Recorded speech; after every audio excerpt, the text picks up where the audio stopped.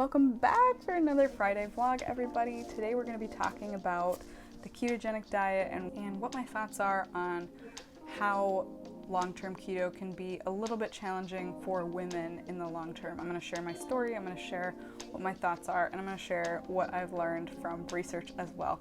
So if these videos are helpful, give it a thumbs up and subscribe, and also share this with somebody who needs it today. Also, comment below where you're watching from. I love to see and connect with you guys. For anybody who doesn't know what keto is, many will, but ketogenic diet is when you eat most of your calories from fat and get only 5% of your calories from carbohydrates. And so you have to actually count them when you're doing something like this, because if you want to be in what they call nutritional ketosis, you have to be very calculated. And so some of the downfalls of doing keto when you're recovering from an eating disorder is some people can feel like it's very restrictive.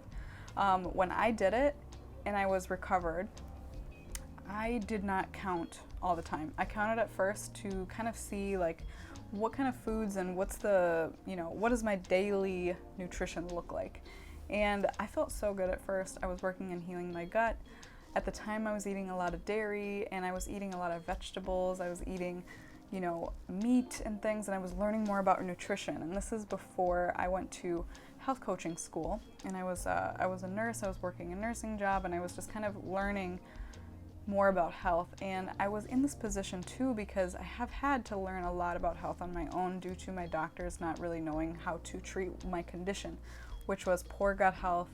And I also had a lot of allergies from the environment, and I had food sensitivities that were not being detected on skin patch testing or blood testing. So later on I ended up getting muscle tested by a holistic doctor, and I was able to improve my skin, my digestion, and just my overall health by eliminating some of these allergen foods. And I'll also be making videos in the future about how to deal with these food sensitivities and allergies and navigating that as you're recovering from disordered eating. But I just want to make sure that you know that it's actually not as scary as it sounds. Like, reducing and eliminating food sometimes sounds like a big deal. A lot of times there's a substitution for anything that you might like, and it just takes an adjustment period to kind of see what the options are so you don't feel restricted. I know everybody's different. For me, I personally had a really hard time at first when I was getting dairy out, but I did that last summer, and I found out once I started adding it back in how good I actually felt without it. So most of the time I don't do dairy anymore. Back to keto though, I was learning a lot about nutrition back in 2018, and this way of eating a higher fat and a lower carbohydrate, it wasn't a big deal for me because there were so many recipes that had me feeling satisfied. So the recipes that I'm making on my feed, in my YouTube video shorts, and on my Instagram, a lot of those recipes got me through, and they're so delicious. There's so many sweeteners, there's so many other alternative baking ingredients because I have a huge sweet tooth. So when it came to sweets, I knew that I needed to have a plan for, what my relationship with sweet foods was going to be. But I actually didn't know that I would be kind of removing sugar and bringing some of these other sweet things in. And I was able, with the increased fat content, to get more satiated with my hunger and fullness. It helped me be able to understand what it felt like to be full. So I feel like it helped me learn how to intuitively eat, which is a skill that takes a lot of practice sometimes when you come from disordered eating patterns. So just so you know, if you are practicing intuitive eating right now, there are certain foods that can feel more satisfying than others. So I find that, let's say I go to the store, like a gas station, and get just a cookie from their their pastry box.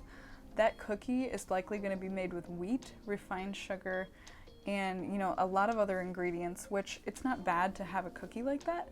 But when I was able to go to my kitchen and make a cookie on my own with almond flour, coconut oil or butter, sugar-free chocolate chips, etc., I ate that cookie and I still felt like I got the same satisfaction that I would, and I actually felt satisfied inside of my brain and my body when I was eating that way because of the blood sugar response and the fat from the food. It helped my body to feel satisfied, and I had energy from that. So the issue that comes from a ketogenic protocol for women is sometimes women don't get enough protein on keto. So I was looking back and I was getting like around 40 to 50 grams of protein. But for me, I like to maintain a muscle mass. I like to lift some weights a few times a week, and I like to keep my muscle mass there. And if sometimes you're not eating enough calories and protein, you are not getting the amino acids that you need to keep your body building those healthy things like hair. Like, we need enough amino acids to keep healthy hair and healthy skin, healthy digestion, healthy connective tissues. And so we need amino acids for a lot of different functions in our body. And so sometimes with that, you have to be very mindful of your protein intake, and I still have to be mindful of that. Sometimes I supplement with a protein powder. You know, sometimes you just have to add in, like making a protein shake for dessert with a little bit of like banana and some protein powder instead of having like maybe like some ice cream. It would be maybe a better choice if you're trying to get more protein, and it would be delicious and also meet your needs at the same time. Additionally, on keto, you can actually not eat enough calories. So I think that that's where the actual weight loss is coming from. Plus, when you're in a calorie deficit and you're using fat for fuel, it makes it that you're satisfied, and it makes it so your hunger and fullness signals are actually, you know, you're pretty satisfied all the time and you don't get as hungry with that. It's interesting because I actually wasn't counting my calories or my macronutrients for a lot of it. I was going based off of intuitive eating, and that's how I ended up losing about 30 pounds after I was recovered, was because my body was in a place where it didn't want the weight anymore, and I was in a calorie deficit. Even though I wasn't calculating, I was doing things like walking, maybe a little bit of gentle running, and some martial arts videos, and I was feeling very comfortable in my body. I was feeling more comfortable than I had in my entire adult life, and it was a really exciting time for me because of that energy boost.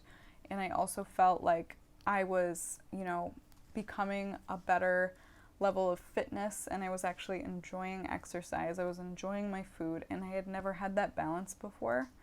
And many of you will wonder, well, you know, what happens if you were to have gained weight in recovery? And that was actually something that happened a little bit later. I ended up gaining some weight, probably anywhere from like 10 pounds to 15 pounds, and I found out that I had some heavy metal toxicity from an IUD that I had. And so that's a video for another day and a story to dive into later. But that was contributing to my body holding on to more weight. And it was difficult for me, but I was happy because at the end of the day, when I realized that even though it wasn't easy to put on weight and I didn't know what was going on, I didn't relapse into bulimia from the past. And in the past, I would have, you know, totally freaked out and not let myself, you know, eat normally, and I would have, you know, engaged in disordered lifestyle behaviors, and I just didn't do that. And it made me feel really good mentally that I was able to kind of have that mental progress that I had desired for so long. So I knew it wasn't just a physical thing. My mind had also kept up, and it had continued to grow. It had continued to mature, and my brain had recovered, and my thought process had also recovered. Even though it wasn't easy, I was able to.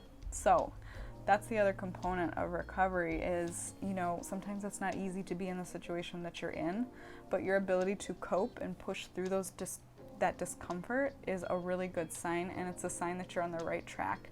And just kind of remembering, like, our society doesn't make it easy when it comes to weight gain or looking bigger than we think we should. Some of us even struggle with body dysmorphia, and even though we, you know, other people can look at you and be like, oh, you look great, like, you know, it's just, we don't feel that way about ourselves when we look in the mirror, and it can be really damaging and difficult day in and day out. Another thing that I want to just mention about the ketogenic diet for women is it can be really hard on the hormones over time, and I believe that it puts stress on our body and our thyroid and our adrenal gland. And so over time, I think that for women, we should come up with a plan to start adding carbohydrates in to our diet again slowly. So things that I love to eat that are, and I'm mindful about the carbohydrates that I eat, and I don't restrict myself when it comes to like hamburgers and fries and stuff. I'll have that every once in a while, maybe around every 2 weeks. And there's a really awesome pizza place in Los Angeles called Mod Pizza that I love, and it's kind of like an indulgent sort of thing that, you know, it's just not an everyday type of choice, but I don't feel bad choosing it because it's, you know, super delicious, but it's also got some healthy ingredients as well. You'll be hearing about mod again in my videos in the future. But the hormones and your hair, my hair started to fall out and shed, and also you can start to get cold hands and feet when you have your nervous system is stressed and your hormones are not balanced. If you're experiencing those symptoms and you have been on a ketogenic diet, maybe consider adding some more carbohydrates in. So at the beginning, I started to add things like banana. I was making protein ice cream in the evening, and I really like my protein ice cream with like a banana in it. Sometimes I'll eat half, sometimes I'll eat a full one. And I just really enjoy that. I think it's great to have the potassium from the banana and like not being afraid of natural sugar as well, even if it does spike the blood sugar a little bit. I think that sometimes when you're in stressful situations in life, a little bit of sugar from these natural sources like banana and honey, dates, that can actually really help your liver and your adrenals. Adrenals help you to cope during stressful times, as maybe you're working out and maybe you're dealing with a job change or a relationship stressor. So sometimes a little bit of that natural sugar can actually help your body. It's very interesting because I also was in a place where I needed to be without sugar to heal my gut. So that's the interesting part about where we're at and what kind of foods we need. The other thing is I'll have some oats once in a while, and I will have some potato or maybe some grains like a quinoa that's pressure cooked to get the lectins out of it. But a lot of times I stay away from things like gluten and a lot of grains sometimes because of the impact that it has on the gut. So that can be harmful to some people's guts. And as you know, some people are gluten intolerant, and there's a protein that can interact with the wall of the gut that actually causes stress to our digestive system and can actually affect our mind. So I try to keep it to a reasonable amount, maybe like once or twice a week, where I'll have like a bread or something like from that pizza, and that's perfect for my life. And that's what we're trying to get. We're trying to get the balance for us. That's kind of what I did after keto. Was I still eat I eat moderate carb. I kind of have a balance of all macronutrients now, is what I would say about where I'm eating right now. And then when it comes to sugar, I swap my sweeteners for something natural that works for me, and I know that it works really well for a lot of other people. And I think that it's healthy and nurturing to the blood sugar, which we need to be respectful of insulin and keeping our insulin levels on the lower side so we don't start to develop insulin resistance.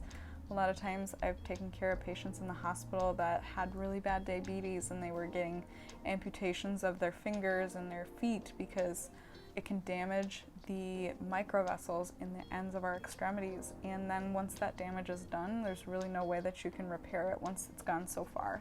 That's why I stopped doing keto and what I do now, how I started to bring carbs back in. If this video was helpful, like it, subscribe, and share with somebody who needs it. And then comment below what you thought and tell me anything that you might like to see in the future. I'd love to talk about it. All right, we'll see you next time.